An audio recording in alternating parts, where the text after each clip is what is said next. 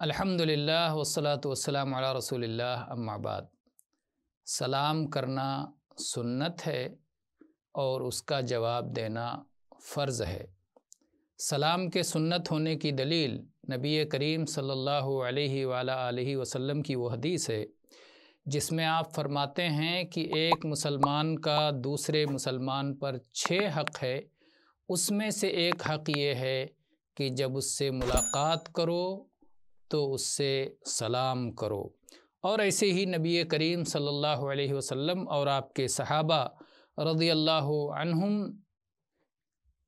کے اعمال اس تعلق سے معروف و مشہور ہیں کہ جب وہ ایک دوسرے سے ملاقات کرتے تھے تو سلام کرتے تھے، اور جواب دینا فرض ہے۔ اس کی دلیل قرآن مجید کی وہ آیت ہے جس میں اللہ تعالیٰ نے ارشاد فرمایا وَإِذَا حُيِّيتُم بِتَحِيَّةٍ فَحَيُّوا بِأَحْسَنَ مِنْهَا أَوْ رُدُّوهَا، جب تم سے سلام کیا جائے تو اس سے اچھا جواب دو، اس سے بہتر جواب دو، یا کم از کم اسی طرح جواب دو۔